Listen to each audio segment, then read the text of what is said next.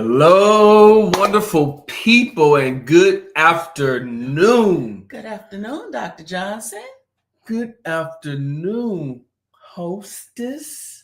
You And welcome. You don't know my name? Welcome. I know your name. You my sister. Sister. Good afternoon, people. And welcome to, once again, the recap zone of season 4 of The Real Entrepreneur. As you guys know, we've been on this recap zone marathon just about all day, right? All day. And we still got some for you where we get to have 101 conversations with the contestants from season 4, or who will be premiering, let me get it right, on season 4. They have all made it past the casting call, the judgments, the interviews, and the public has spoken, the judges have spoken, and these 10 contestants have made it to the next round. So let me ask you, who are we going to interview right now? Oh, I can answer that question. Coming up next, y'all, is Miss Shenita Posey. Hold on, where's she at? Come on, welcome, Miss Posey, and welcome to the recap zone. How are you doing today? I am great. How are you all? We are amazing. Great. I am loving it. But most of all, I am enjoying talking to each and every one of you. Man, I didn't talk to some of your competitions today, but it's your turn. Yeah. It is. Yes. Oh, so look, you get that confidence. You got that. I heard that. So we like that confidence. Now we didn't comb through, like we said before. Uh-huh. We didn't comb through your previous interview and all of that, but we had you live. So we want to know, who is Miss Shenita Posey? Ooh, Shenita Posey is a plethora of things. Let me see, where do I start? I am a poet. I am a retired Army veteran. I am a mom. A graduate of college with 3 degrees, with my master's degree pending with 4 semesters left. I'm a civilian working for the Department of Defense. I am a published author.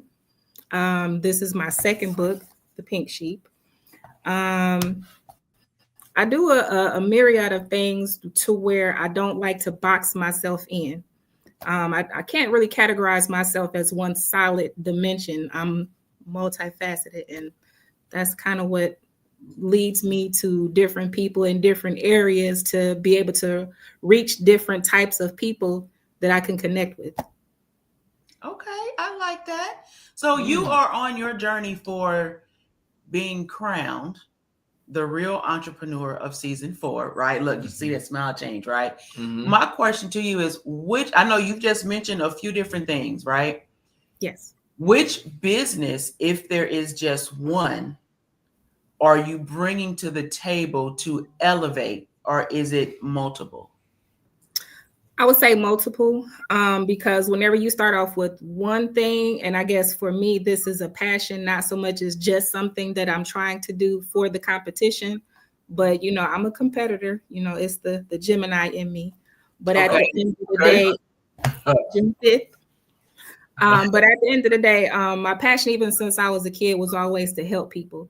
So I've always been placed in different places, whether it been in the military or in my civilian life or even in high school, where God placed me somewhere where I was of service to someone or a few people.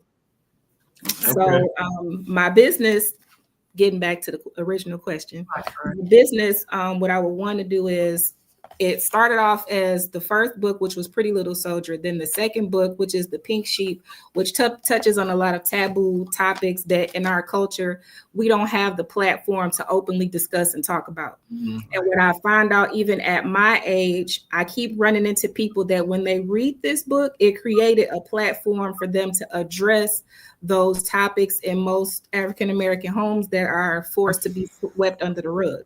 So Right. Okay. I would like to see is a sort of platform, i.e., like a podcast where we call it the pink table, not the red table, where people of all ages, not just kids, not just adults my age, where there be older people that hadn't had the opportunity to have the time to talk about and discuss, be like, oh, so other people are going through this, man. Okay, so nothing's wrong with me. No. So I want to give people a place where they can get these topics out there if they're really ready to start their healing journey. Okay.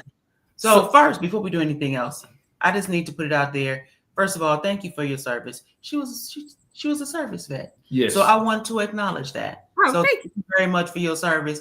There's some things I will do and can do, like for my children and a few close family members. But going out there and doing it for the whole country, that takes a different type of skill. So I appreciate you and all the other men and women in uniform. So thank you. Thank you. But you had a question. I'm sorry. Go ahead. Yes, I did. So everything that she said, growing up as a child, where she exhibited that characteristic of service, it took her into her took her into her adulthood, including her profession. Now, as we was doing some of our research and listening to your interview, you talked about, some childhood traumas, right?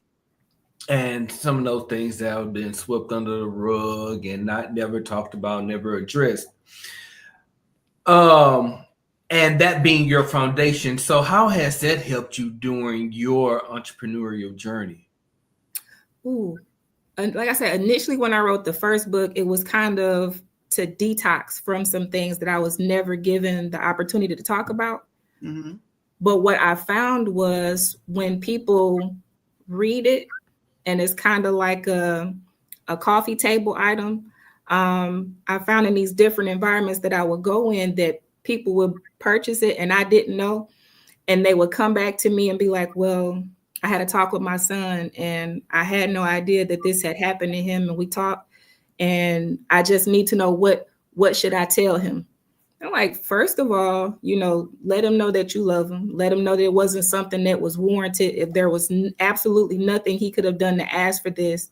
And as a parent, that's when the unconditional love needs to take over. Right. Okay. So one of the things that caught my attention, first of all, I'm a true advocate for, breaking generational cycles and generational curses of those, those traumas and things, like you said, are swept up under the rug, especially in our culture. How does it feel for you? One of the things you mentioned is that you like the fact that you can use your story to heal and inspire others. How does that feel for you to keep from or to maintain your triggers? Because somewhere along the lines, you still have triggers, right? So you have to be able to control some of them triggers to a point. How does that feel and how do you do that to deal with those? Ideally, you would think for a person that would have gone through as many things that I've gone through, never once did it turn me into a person where I was bitter or I wanted to lash out, or as the young people say now, crash out. Right. If anything, it made me more empathetic towards people. Okay. So I became the person as I got older, even when I was younger, that stood up for the people that were bullied. So it became, I know I'm only one person. No, I'm not a trained therapist, but there is nothing that goes above just being a decent person and speaking up for people. Right. That's very true. Kind of being the mouthpiece for them. The voice for those that don't have a voice. Yeah. Right. A voice. Said that in my book too. Oh, see. Yeah. What's the name of that book one more time? The Pink Sheep. PYNK, The Pink Sheep. Okay. So you have this thing about leadership. Yes. You have this thing about mentorship, or being a mentor and a leader. How can you use, or how do you plan on using those qualities in a house with 9 strangers? Well, honestly, I think that each of us were, however long, we last along this journey, none of us were picked by chance. I feel like all of us were picked for a reason because each of us individually are going to bring something to one another, and we'll have the opportunity to take something from one another, like, oh, well, dang, I never looked at this like that. Or, that, what, that's a good way to look at that, or a good way to try that. But as far as myself, with my approach with people, even in the last interview that we did, the group interview, Okay. I observe people. I'm not necessarily hey, how y'all doing? I get out there, I observe. So with the things that I pay attention to, a lot of times I miss things that slip by other people. So like somebody can be talking to you and telling you how they feel or how the day went, but if a person isn't paying attention, they miss the undertone. They miss the certain words said. They miss the key things that they were trying to say without actually saying it. And I feel like for me, that's where I come in. Okay. All right. I like the way she think. She gonna make this a little difficult. It's about mindset. She gonna make this difficult when I go to pick my top. Yeah, we'll say that for another. So she going in with the right mindset. So she is. It's about your mindset. So, now being a business owner, you did talk about we know that the holiday season is coming, right? Yeah.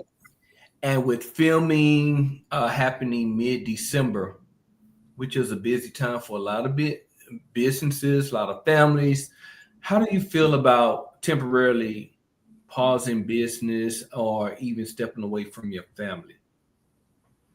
Well, I guess oddly enough, I'm used to not necessarily celebrating all holidays. Being a military veteran, I guess sometimes, one time in particular, I was in Iraq during Christmas. So I'm not a stranger to either postponing or celebrating early. Like right now, my house is decorated with the tree up and Christmas decorations inside and outside already. Wait. This is November, whatever it is, November 14th. We have not even gotten to the turkey. But see, you already got full-fledged Christmas decoration. It's about perspective. That's just like you say, family. I'm not close to my blood relatives, but my family are people that I call cousins along the way. I create my family.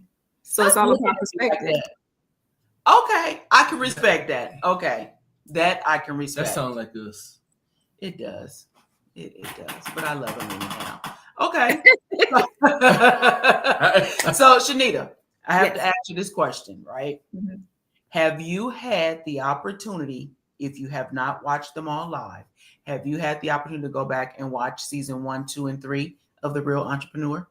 I've watched some of them. Don't tell I was watching it at my desk at work, but I've watched some of them. Some of them. Hey, if they don't know, they do. They know now, right? So you told on yourself, right? Well, since you haven't watched all of them, I can't ask you which one was your favorite. I'm not going to do that. However, from what you've seen so far, and now you're in your own preparation journey for season 4 of The Real Entrepreneur, if you could ask any of the previous season contestants any question, what would it be? To be quite honest, I can't say that I would ask them any questions because I want my own experience.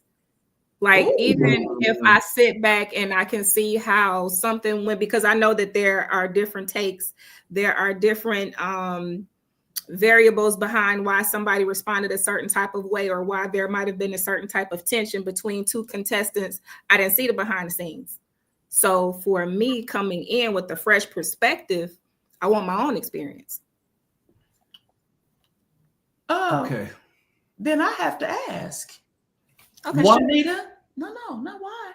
What are you expecting from the season 4 of The Real Entrepreneur? To be quite honest, and I've been saying this to myself, I'm excited to see what God has for me next, because there's a reason that I'm going to be here. And I'm gonna be quite honest.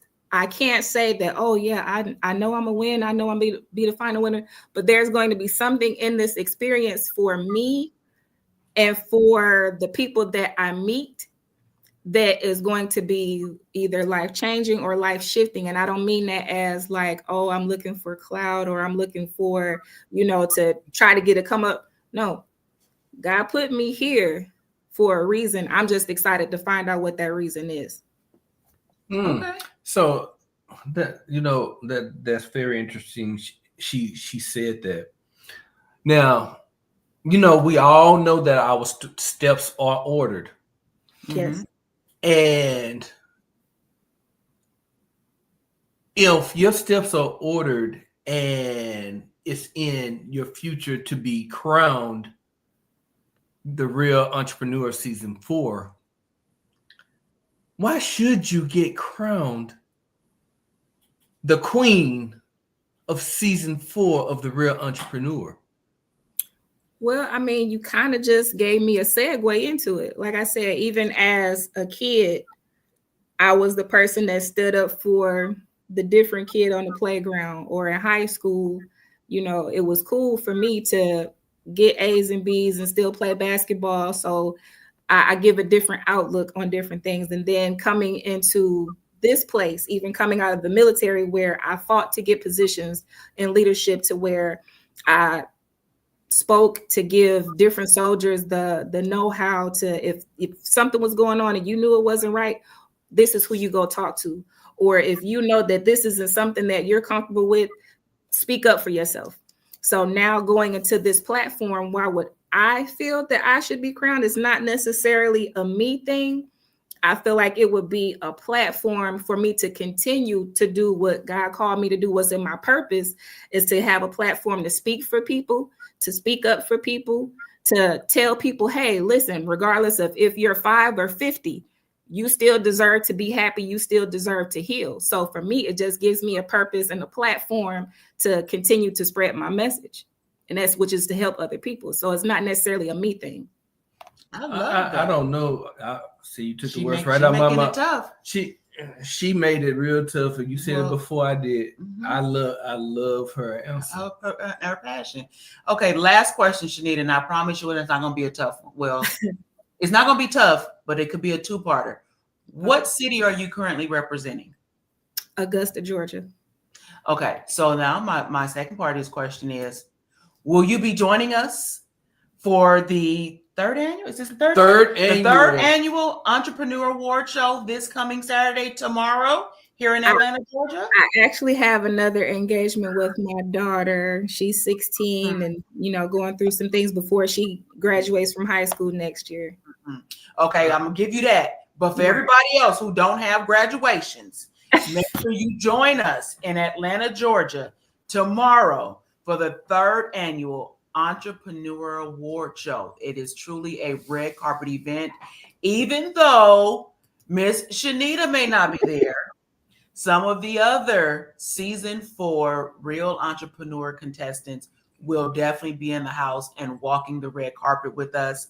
Miss Shenita, before we let you go, any last words to your new fans, your new followers, your current Team Shenita members on how to help you prepare for your upcoming journey? I would say watch with an open mind. Not just for myself, but for any of the contestants. Don't prejudge. Don't go into it looking at a person based off of how they look or what they have or where they're from, and write them off. Give everybody a fair chance. Awesome.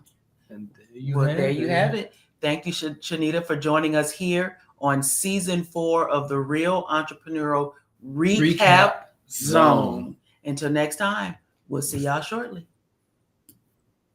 Yes.